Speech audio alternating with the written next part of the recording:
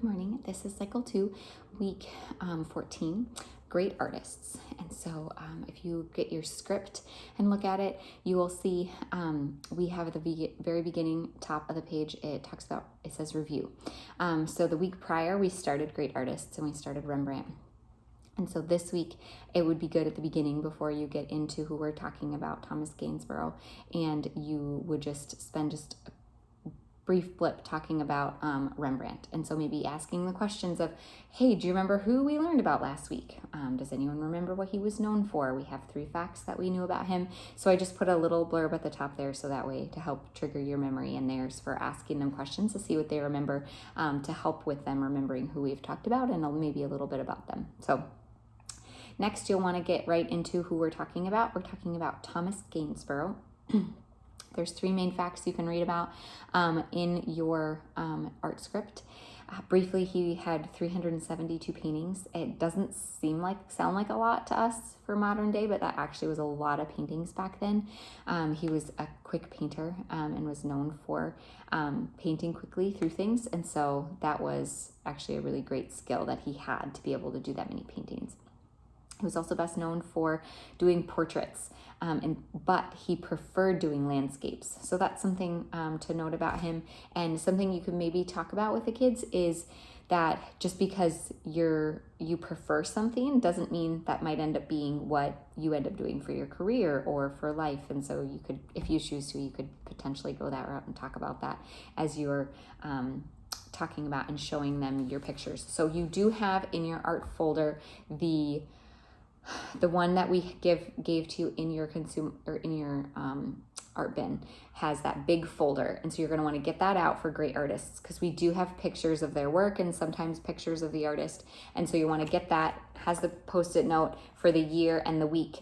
So you want to make sure if you use it that you put that post-it note back on, or if you end up losing it, just put a new post-it note on with the right info. So that way we know who it is and keep the paper clip on it when you put it back in the folder. It's just really helpful for future. So if you can make sure you do that for this week, there's some pictures in there for that person. And so the third fact is he founded the Royal Academy in London, and you can look at that and talk more about that with your class. And so this week is going to be fun, but it's a little confusing for the tutors and for the setup. And so depending on your age, you're going to want to kind of gauge what you want to do in advance and what you want the kids to help with. So we're going to be doing a lot of paint. We're going to have 4 different stations set up. And so basically is what it will look like is we have these 4 different stations. So I already kind of set each one up and I'm going to walk you guys through each station. So the point is to have each station at kind of the 4 corners of the table. And since we have about 8-9 kids, having about 2 kids per station. And then, obviously one will have to have 3 for those classes with 9. And so you'll want to have them spread out at the stations and to have them doing the stations at the same time to help flow through.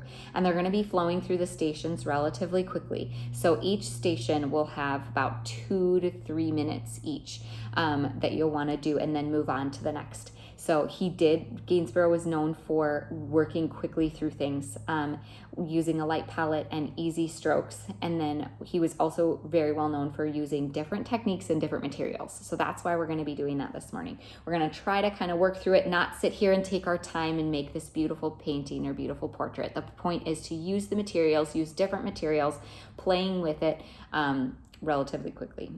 So that doesn't mean you have to be like racing everybody through it, but that, everybody's not going to get 10 minutes at each station.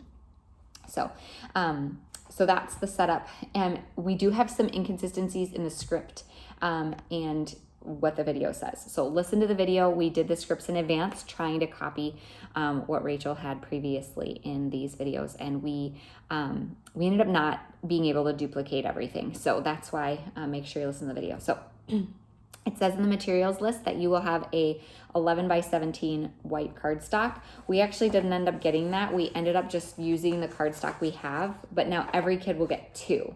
So instead of having one piece of paper folded 4 times, we just are going to have 2 pieces of paper folded twice. So we have 4 stations.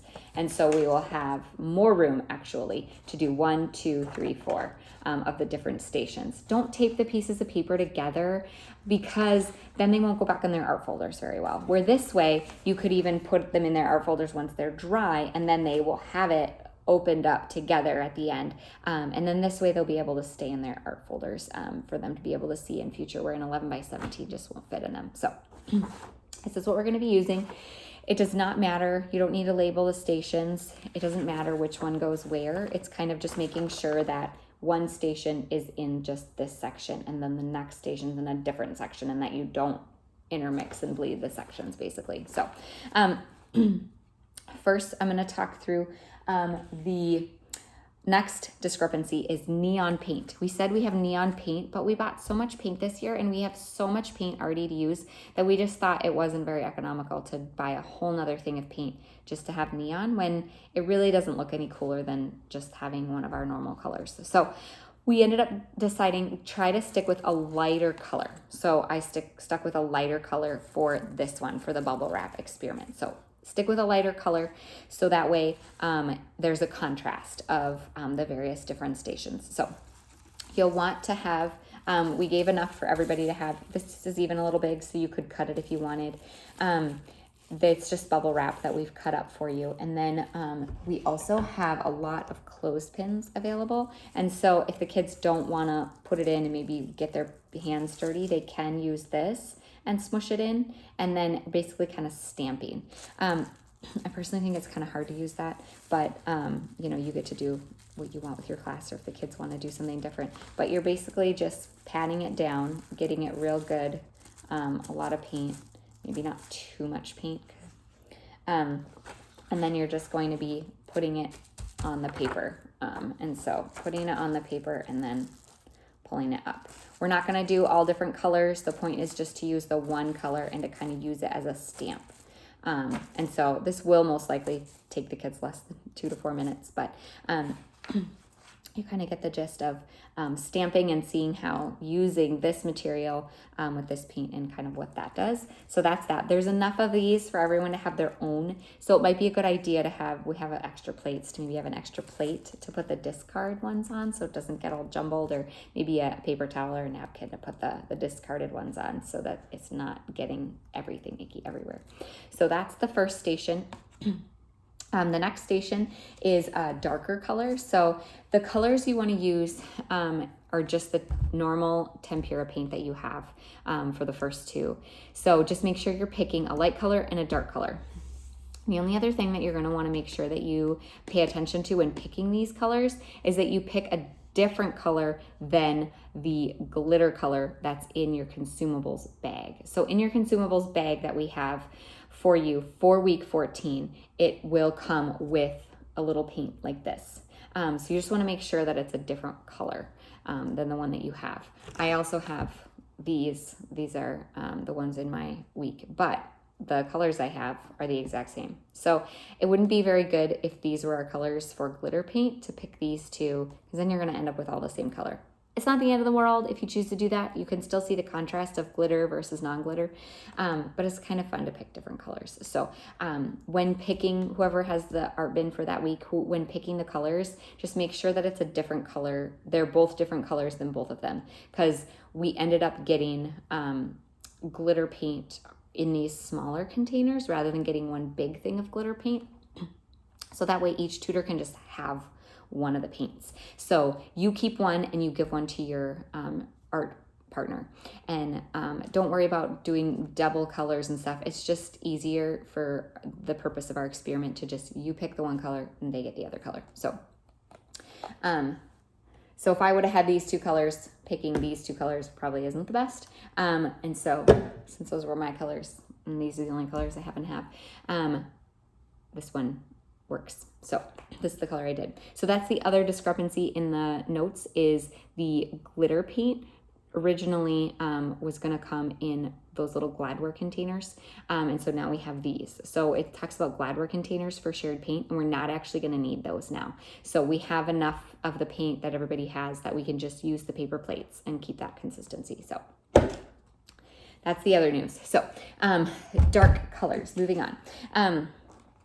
I picked a dark color. You really don't need a ton of paint.